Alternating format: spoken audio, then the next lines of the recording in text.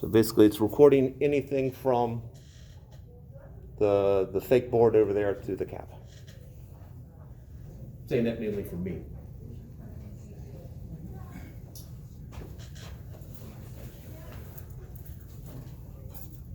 Okay. Other questions at the moment? Not at the moment. Well, at 2 o'clock in the morning, when you wake up screaming a question, just send me an email, and I will eventually see it. All right, so time to flash back to Physics 131, which I believe is a prereq. At least I make that assumption.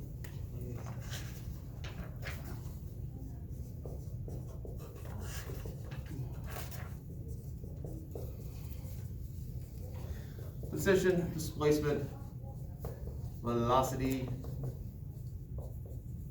acceleration. Now I'm assuming that the symbol that you used for acceleration was an A.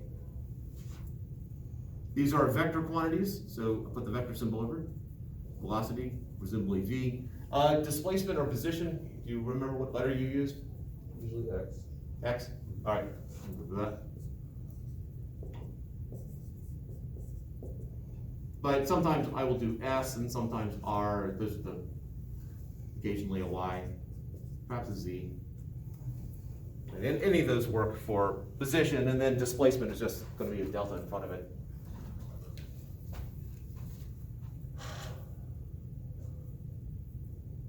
So what's the relationship between any of these things? Different orders of derivatives. Okay. So what's the derivative of what? Acceleration is the derivative of velocity, which is the derivative of position. All right, derivative of velocity with respect to Time. Okay. Familiar with the dot notation? A little- All right. From a different class. Okay. That looks new to me. Okay. The derivative, people familiar with? Okay, I got one nod, one shake. Yeah, I don't think I saw that in applied calculus. Or if I did, I don't remember. All right.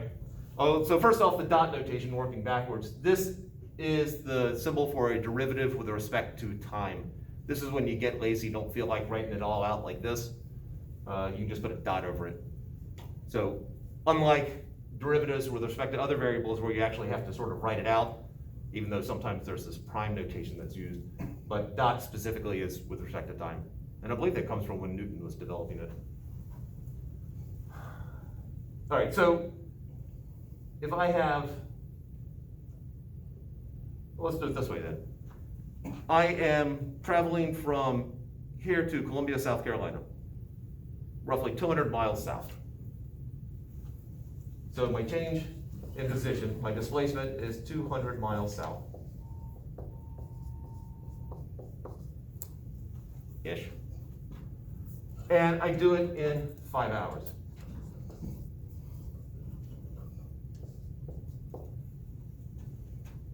Or T or delta T. Let's see, that was, no, I did it in a video. You'll see that I float back and forth between delta T, and I'll do it just shamelessly. The thinking is, whenever you have a delta, whenever you're doing a change, that is always a final value minus an initial value. Delta anything is always final minus initial. So here's the logic by just making this a T and dropping the delta. Assume that you start the clock at the beginning of the problem, that time is equal to 0 when the problem starts. So you set that equal to 0. So now you're left with delta T is equal to T final, but since there's only one T involved here, why don't you just make that T? So the assumption is if I write just T, that means that time is 0 when the problem starts.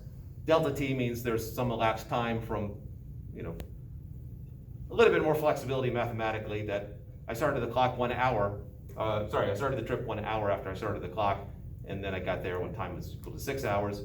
The change in time took 5 hours to get there. A long drawn out explanation. All right, so if I go 200 miles south in 5 hours, what's my average velocity? That's 5 miles an hour. I mean, 40 miles an hour. I don't know. what- That's my average speed. What's my average velocity? South. 40 miles per hour south. Yeah, don't forget direction for velocity. Oh, right. It is a vector.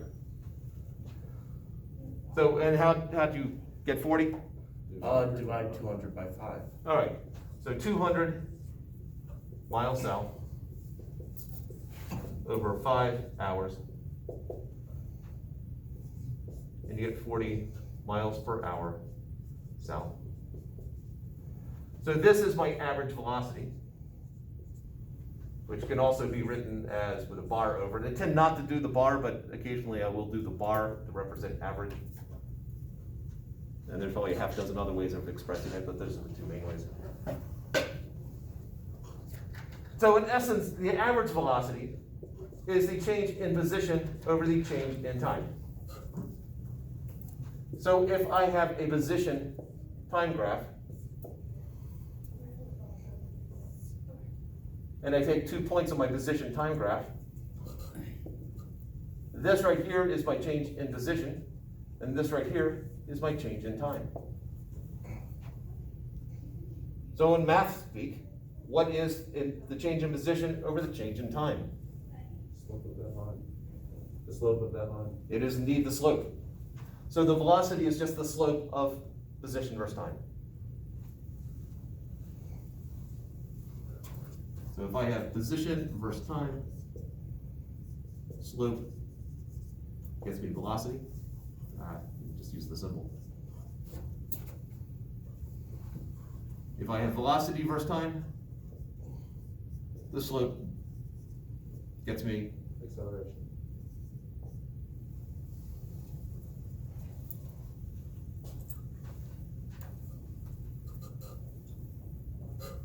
Now, here I have average velocity and I'm using a delta. But suppose we made the change in time incredibly tiny. How do you differentiate this, measurable change in time versus a time which is from one moment to the next? That's what this is. The D in front of the T and the D in front of the velocity are indicating deltas for very small changes in time. Oh, So officially, the limit as delta T goes to 0 of delta X over delta T is dx.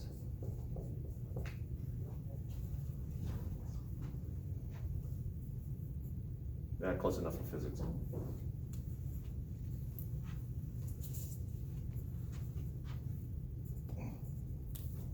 So in essence, what we're sort of leading into here is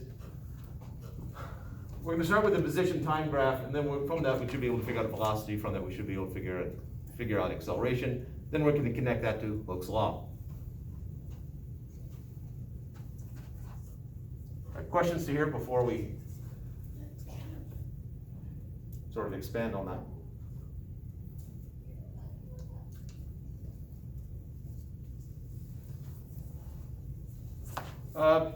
What's the difference between position and displacement? position is the original position, and that's basically 0.0. That's the original point, the position, and displacement is how far from. It's the displacement is how far away from the original position.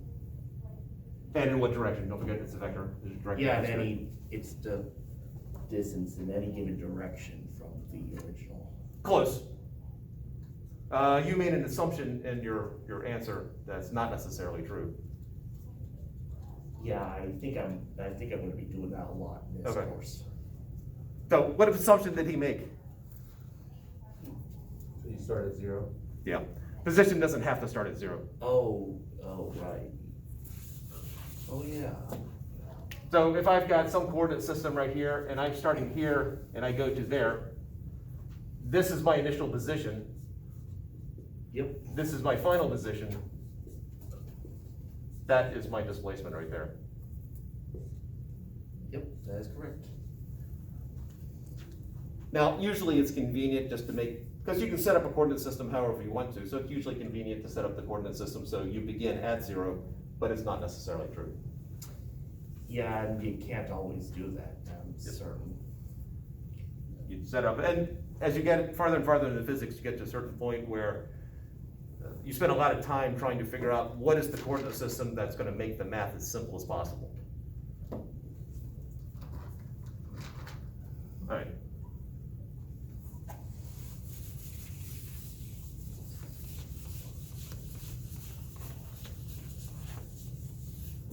All right, so sort of expanding on the derivative, if I have a curve, if I have a straight line, something like this, then doing a derivative at any point is going to get me the same thing as just doing the macroscopic slope, because it's the same. I have the same slope throughout, so the slope at any particular point is the same as the slope over the whole thing, as the average. But if I have a curve here, and I want to find the slope here, well, that's different than the slope here, different than the slope here, different from the average slope. So the way you do it is you take 2 points, and you're going to do rise over run over it, but it's not that doesn't give me the slope here yet. What you're going to do is you bring these points closer and closer together. If this is time axis down here, basically you're making this change in time incredibly tiny. You're not making these 2 points like on top of each other, but you get them as close as possible without touching, and that's a derivative. It's the slope at a particular point.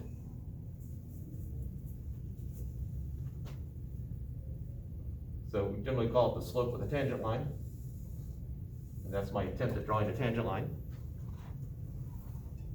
I vaguely remember that, but I'm definitely gonna need a refresher on that. All right,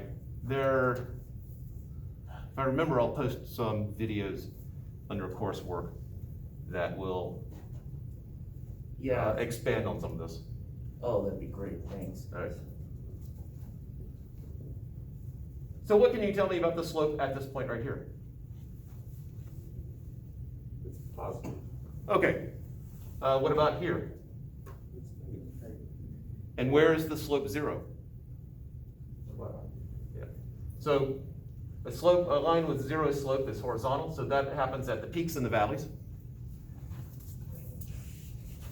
So if I did a plot, so if this is position versus time, and I want to look at velocity versus time, well, I know that my slope is 0 here, so my velocity is 0 there. Physically, this is the point where you change directions. So you're going away from 0, and then you start going towards 0. 0 is here, going away and then back towards it. I know it's positive to here, it's negative to there. Now, the exact shape, we don't know. If that's a perfect parabola, then this would be a straight line. If it's not a perfect parabola, then it won't be straight. But we start out with a steep positive slope, it goes to 0, and then starts becoming more negative. That's a crude sketch of what the velocity versus time graph looks like. Let's assume that this is a straight line. If I want to do acceleration versus time, what do you know about the slope of this line? If it doesn't change, then your acceleration is going to be 0. If there's no change in velocity, you're going to have 0 acceleration. That is true, but we do have a change in velocity. It starts positive, goes to 0, goes negative. Yeah, It's a constant change in velocity. Pardon? It's a constant change in velocity. And more specifically? It's a constant acceleration. Okay. It's a change in constant- direction? You do change directions at this point. That's when you go from positive velocity to negative velocity. But It's a constant negative change. that's the one I was looking for there. Oh, Acceleration is negative. These graphs right here, again, assuming that's a parabola, this would be something that's thrown up into the air. It reaches the peak and starts on the way back down. The velocity starts out some positive value. Acceleration is negative 9.8-ish meters per second squared. And so my velocity is constantly getting smaller. My speed decreases and then increases, but my velocity is constantly getting smaller. All right, there, calculus in a nutshell.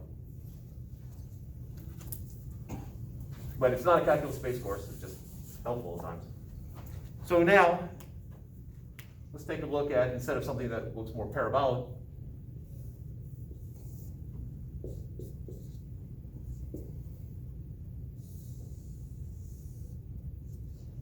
we're looking at alternating current, it looks like. more specifically a sine wave. if this is x is equal to the sine of time, Yeah. That's the first thing that came to my mind, yeah, sine wave is, what does the graph look like? What is the slope, what does the velocity look like if that's my displacement? Or, sorry, position? No, it's not constant. backwards and, wait, that's the displacement, it should look the same, shouldn't it? I hope not. Is a triangle wave. A triangle wave. He said a triangle wave. A triangle, oh, no, not a triangle wave. I assume you're talking like this? Yes. Yeah, no. All right, so let's take it piece by piece. That's a good marker there. Where is the slope 0? At the peaks of the first. All right, so slope is 0 there, so that's where my velocity is 0. This should line up better than I probably did. Any 0 anywhere else? Yes, at the peak, or at the, I guess you could say the peak of The trough? negative. Oh, it's a cosine. I mean, it's a, is that right, a cosine? Let's find out. And yes. Well, the derivative of sine is cosine. Yeah. We start out with a slope that is positive here, so I know the slope is positive. I know the slope is negative, the slope is positive. I know that in this negative section, this right here is where the slope is the most negative, because it starts at 0, becomes more negative, then becomes less negative. That's where it's most negative. Here, my slope starts out positive, and then goes to 0, and then starts to repeat itself. So if my position is defined by a sine graph, then my velocity is defined by a cosine graph.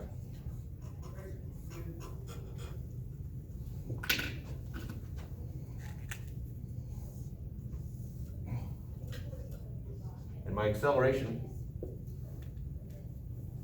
That would be a tangent. Oh, okay, let's go through step by step again. Where's the slope equal to 0? Is a wave. Where it crosses the, the x-axis. No, That slope is not 0. no, Oh, no, it's it's not. at the peaks and valleys again. Yeah, we got a peak, we start out at a peak. Yeah. There's a trough right there, peak right there. So here, here, and here. I think it's called the critical points. I The was thinking minimum- critical point was, no, that's point of reflection. It's like the minimum, the minimi and the maximi. Yeah, the minimum and maximum, Yeah. I'll agree with that. What do you know about the slope between here and here? It's negative. Yes. So I'm starting here, it's going negative, I have to get back to 0 again, so boom, and then here, Going positive. and it does go on forever, potentially. So my acceleration, what is this function? It's a negative sign. Yeah, it's just the flip of that, negative sign of time. That's a t there.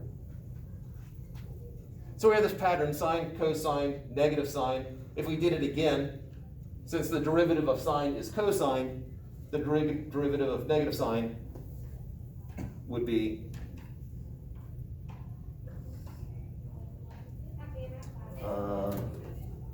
oh, you don't use calculator. Yeah. Isn't it, is it the No, cosecant? No, you're going way fancy here. no, yeah, no, it's just negative, cosine. Negative cosine. Okay. So we get this pattern here of sine, cosine, negative cosine, and then it flips back over to here. So slope of a cosine is the negative of whatever you just had. So cosine to sine, you get a negative sign. Negative cosine goes to positive sign, and then sine just goes to cosine. So that would be what, is it jerk? That comes after acceleration, is it? Oh, jerk, yeah. Yeah. So jerk, and then, do you know what the next three are? Snap back to the top. Yep.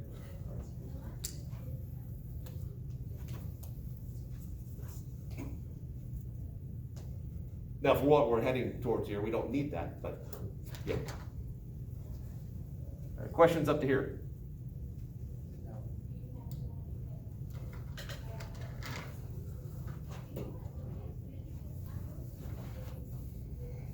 All right. So let's make it more complicated.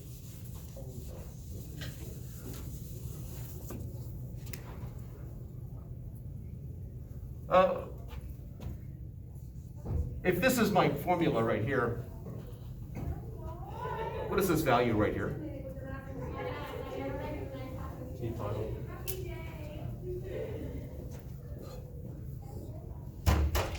It was so much quieter in the fall. All right. In the fall, I did not teach a single class where another class was being taught in this building.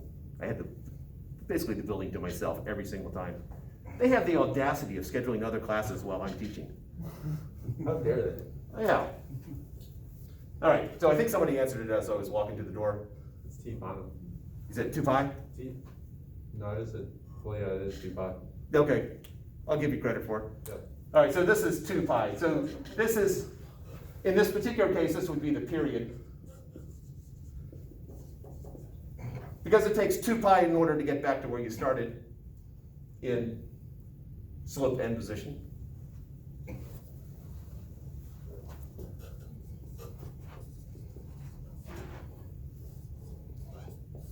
Suppose I put a 3 up front. How long does it take to get back to where you started? 6 pi? Ooh, nope. Wrong math operation with the 3. 1.5.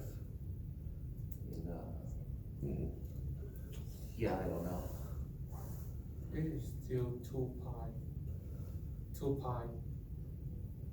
He said. Yeah, it said 2 pi. And for what value of time? What value of time are you going to get back to where you started? Somebody said it. 2/3 pi. Yeah, 2/3 pi. Because you want to know when 3t is equal to 2 pi. So t would be 2 pi over 3. In other words, it's basically the same graph except it's getting squished into a smaller space. You can think of this as a wheel is spinning around and you have a light shining on the side here and it's looking at the shadow of, let's keep adding artificial stuff to it. I have a wheel. There we go. I have a wheel with a peg sticking in it and the thing is rotating around. I have a light putting a shadow into a wall. And that shadow on the wall is basically tracing back and forth a trig function. By putting a 3 here, this thing is spinning 3 times faster. So it should get there, it should go all the way around in 1/3 of the time. This 3 right here is known as the angular frequency, by the way. At least when we put in physical meaning to it. So that would be a lowercase omega. Yes. So if I have my position versus time graph, and let's put, that's pi, that's 2 pi, and that's pi. This has a period of 2 pi over 3, which is right here, so I'm going to basically do the full sine curve, except in a shorter space.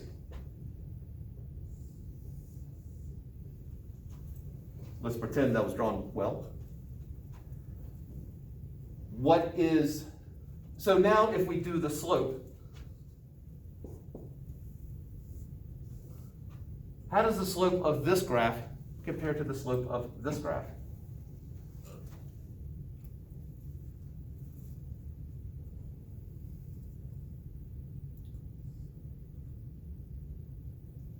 I know it would be different because I mean the waveform's compressed. Yeah. So I would say the slope's going to be greater on the compressed waveform than Yeah. on the smaller one. So if I have a curve like that, if I compress it into a smaller space, that definitely is steeper. Any idea how much steeper? By the reciprocal of the. Well, how much steeper, it depends on how much is being compressed. Yeah, well, we have a specific number here. By 3. Yeah, it is steeper by 3. So, whereas if this indeed was the graph there, so that goes from 1 to -1. This graph went from 1 to -1. This graph went from 1 to -1. My velocity here, this is still gonna go from 1 to -1, but my velocity here goes from 3 to -3.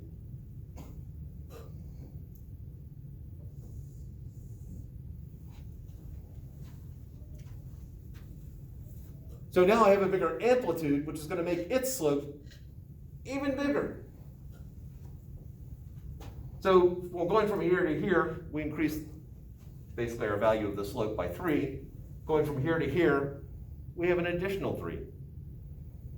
So my acceleration graph goes from, not to scale, -9 to 9.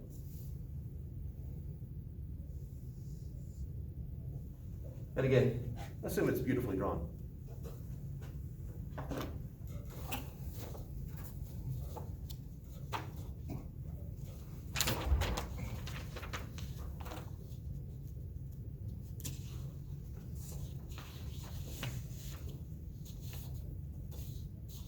So if we start out with a cosine curve, this is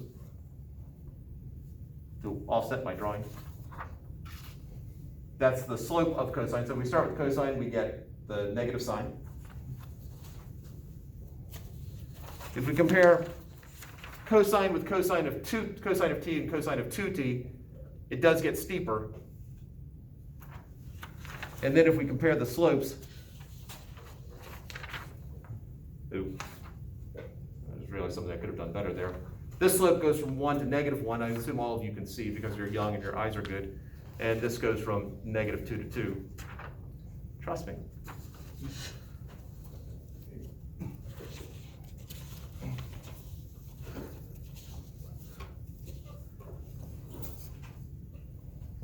All right, questions to hear?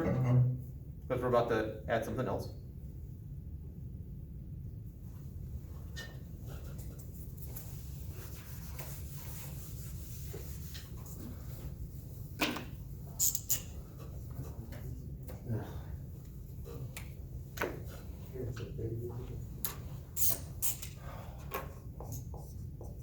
Position is equal to the sine of 3t plus 1. What does that 1 do? Shifts it to the left or right? Okay, and in this case, since I added 1, which way will it shift? To the right. Just to the left. To the left. Inside parentheses, it's opposite of what you think. Basically,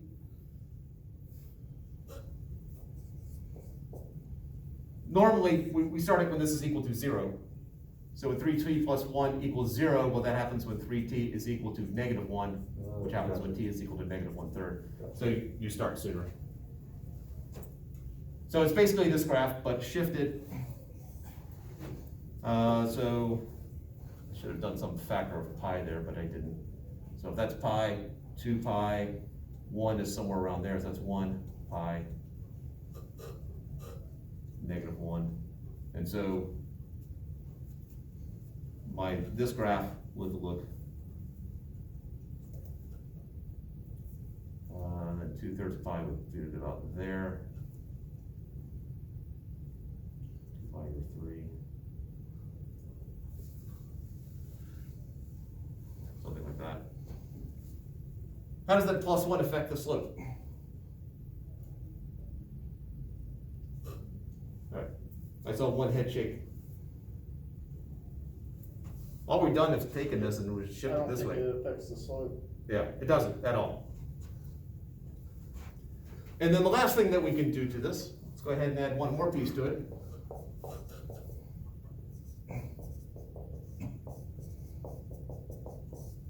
What does that 4 do to the slope? Up and down. Yep.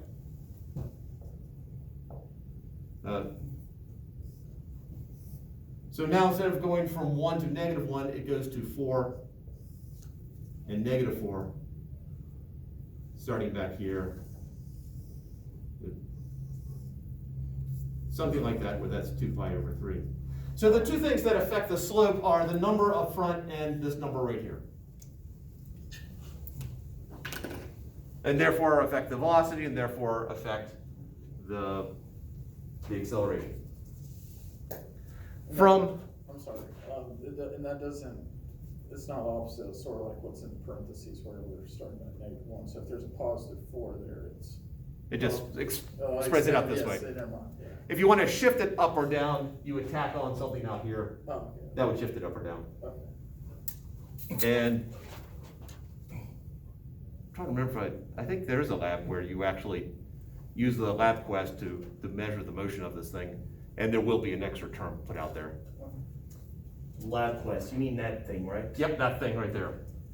All right, so in terms of this, that 4 up front is basically the amplitude. In other words, it's claiming that if I pull this thing even farther, it's going to be moving faster than if I just pull it this far, which makes sense. Also, if I pull it farther, that means my acceleration is increasing also, which makes sense because the more I stretch it, the greater the acceleration.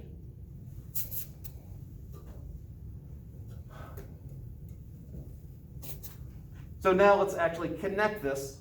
Oh, let me do a generic thing, and then let's connect it to what we've just been doing and to Hooke's law.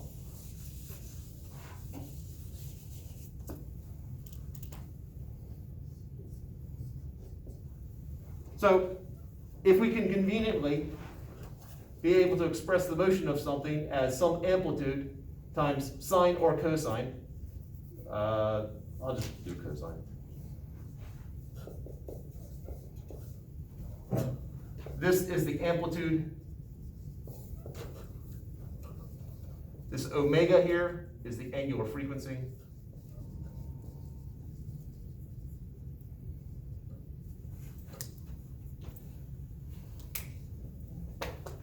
One of these. Forgot what I did with it. The black marker. That's not it. This is known as the phase shift.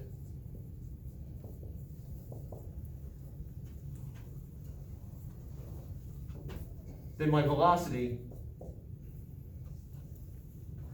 because remember, by omega, we shift this thing inwards, which makes it steeper. The amplitude also affects it, so in essence, this becomes omega A. Whatever is next to the t here comes out front. The slope of cosine is, slope of cosine is negative sine, so this becomes negative sine of omega t plus phi. And then acceleration, the slope of sine is cosine, we got a negative in front that stays. We take whatever's in front of the t, pull that out front, omega squared a cosine omega t plus phi.